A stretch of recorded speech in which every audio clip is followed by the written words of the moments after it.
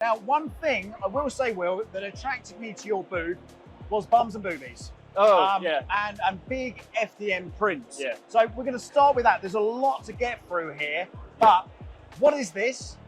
So basically what we do is we work with a bunch of different artists. There's a ton of artists out there on Patreon, My Mini Factory, all that stuff. Yep. And we just like to kind of go around and find cool people to work with, people to license through, art to share. And this is just one of them that we kind of work with. I think it's Hardwitch Games is the original creator of this model. And it's supposed to be a mini about this, but I decided to scale it up about 800%. Okay. Just make it as big as possible. I want to make something that was taller than me. And Gotcha. so, well, you certainly achieved that. yeah. So basically, I just went through the pain and the hassle of cutting this all up, printing on rat rigs and other standard 3D printers. Oh, really? Yeah. What are you running then? Rat rigs, 500s or something? Yep, 500. Okay, and what filament? Just PLA, regular bog standard PLA. From Amazon? Yep. Yeah. As cheap as I can get, because I go through too much PLA to go buy expensive stuff. Of course you do. Of So, course you do. Well, that's awesome. How long did that take to print?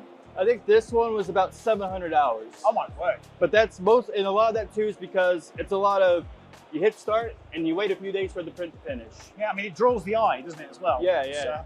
Yeah, I think just the waist part alone is about 65-hour print job. Oh my God.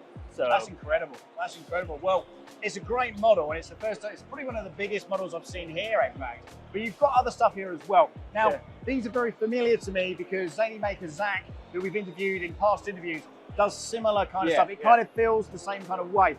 What is this? Is that similar? Have I got that right? Yeah. Basically, this is kind of like your tabletop terrain. Yeah. What's really cool about this is that it's fully modular. You actually take it off and there's an interior inside of it. And one of the things that we actually done is that we had a veteran come by and purchase one of these, and he actually takes it to conventions and does DMs out of it, so he gets to the convention for free. And now he's retired and doing that for his retirement. Oh my God, that's awesome. That's pretty good. Now, down here we've got some color. Yeah. Tell me a little bit about what we've got down here. So this is probably the most unique items here, obviously. This is off of Mimaki. I'm sure people have heard some of the Mimaki stuff in recent years that kind of come more in light. I was one of the very few people within the States to get a Mimaki printer. I believe I was number 5 on the list in the States, so very early adopter. No, a lot of learning on that one. But luckily Mimaki's been pretty good to me and helped me through a lot. But yeah, all these here are full color, not painted. Only thing they have on it is like a clear coat on some of them, but that is exactly how they come off the printer. The detail and the color on these models are just incredible.